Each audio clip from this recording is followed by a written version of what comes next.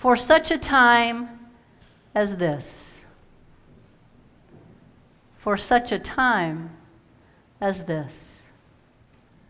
Perhaps, Lynnhurst Church, this is the moment for which we have been created, individually and as a people of faith. As we dive deeper into our time together, into our sermon, I invite you to pay attention to the verbs and not to get lost in the nouns. For even though this story of Esther is quite ancient, it is still unfolding today. We witness it every day of our lives. And the backstory is quite important and necessary. Esther is the adopted daughter of Mordecai, a Jew, and she's been declared the new queen of King Xerxes. Xerxes, however, does not know that Esther is a Jew.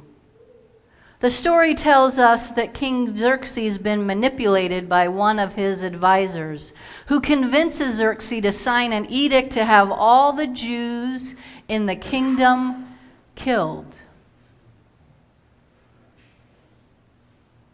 Queen Esther's uncle, and the man who raised her, calls on her to speak to the king on the behalf of her people.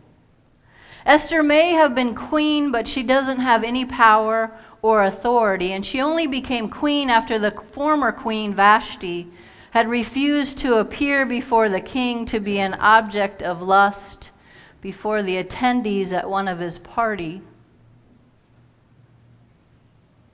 Further, the request would force her to reveal herself, to come out as a Jew, a race of people who were scorned and treated with no respect. Mordecai is asking her to risk her life and her safety. The text does not elaborate on how she went through this discernment process. This is where we need a little bit more meat. This is where we need to know, how in the world did she make such an intense decision? We do know this. Esther calls for the Jewish people to fast and pray for 3 days. Esther knows the necessity of her tribe. Esther knows the necessity of her spiritual community to come together and buoy her with their presence and their willingness to call on their God. She knows that she will need this strength and this courage. So we learn that she says she will entreat the king to show mercy on the Jewish people, and says, perhaps this is the moment for which I have been created. This is the moment where Esther gets to step into who God has called her to be. She must know, of course, that this can get her executed. There's great risk for her to go to the king without being invited. It would cause her to lose her place in the kingdom, and yet Esther was willing to speak up and to speak out. She was willing to put her trust in her God and to move out with courage and bravery to save her people. In such a moment, she was willing to act with courageous faith. So again, let's not get lost in the nouns. Esther, Mordecai, King Xerxes. We know different names in the players of our days who continue keeping an oppressive status quo afloat. Instead, let us shift to the verbs. The necessity of speaking up, grounded in fasting and praying, asking for our tribe to buoy us with their spiritual presence. The season in which we live can be rather overwhelming and exhausting when we wonder, where in the world do we focus our energies? And yet Esther calls us back to our core identity. Did you notice the dance that she did? The necessity of nourishing that inner spiritual journey before going out and doing the work that God calls us to do. The necessity of being a people of prayer, the necessity of knowing who our tribe is and how they support us so that we too can flourish.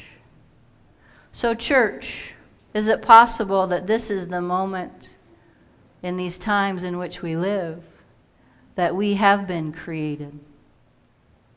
Is it possible that we are hearing God's calling to be even more expansive in widening our circle and our extravagant welcome? Is it possible that God calls us into even deeper radical hospitality, knowing, of course, that we need to attend to our individual and collective spiritual journeys? And of course, church, if this is such a time, how is it that we listen to our fears and our dis-ease with newness and change? And of course, how is it that we're listening to our joy and our delight at newness and change?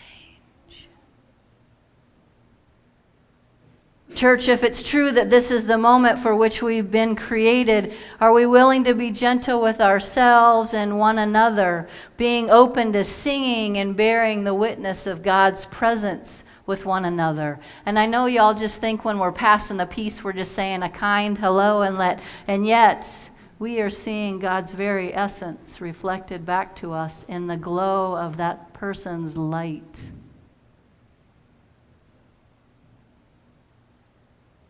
Church, are we willing in this season to continue hearing God's calling and the cries of our neighbors to be a people of justice? Even when we find ourselves stumbling for words, when we call our elected officials, or we have that conversation with our loved one over brunch, are we willing to be uncomfortable knowing that for such a time as this, we have been created and made? When a great ship is in the harbor and moored, as you know, it is safe. There can be no doubt. But that is not what great ships are built for. We too, as a people of God, are not just built to stay in this wonderful, beautiful sanctuary, worshiping one with another. We are called to go out and be God's hands and feet. And in those moments where we worry or we hesitate or we're a little fear-filled, we lean into the wisdom of Marianne Williamson, who tells us this: our deepest fear is not that we are inadequate. Our deepest fear is that we are powerful beyond measure. It is our light, not our darkness, that frightens us. We ask ourselves, who am I to be brilliant and gorgeous, talented and fabulous? Actually, who are you not to be? You are a child of God. I am a child of God. We are children of God. Your playing small does not serve the world. There's nothing enlightened about shrinking so that other people won't feel insecure around you. I was born, you were born, we were born to make manifest the glory of God that is within us. Here's the thing though, y'all, it's not just in some of us, it's in every one of us. And as we let our own light shine, we unconsciously give other people permission to do the same. As we are liberated from our own fear, our presence automatically liberates others. So church, who are we not to shine? Perhaps this is the time for which we have been created. May it be so in all we say and all we do. Amen.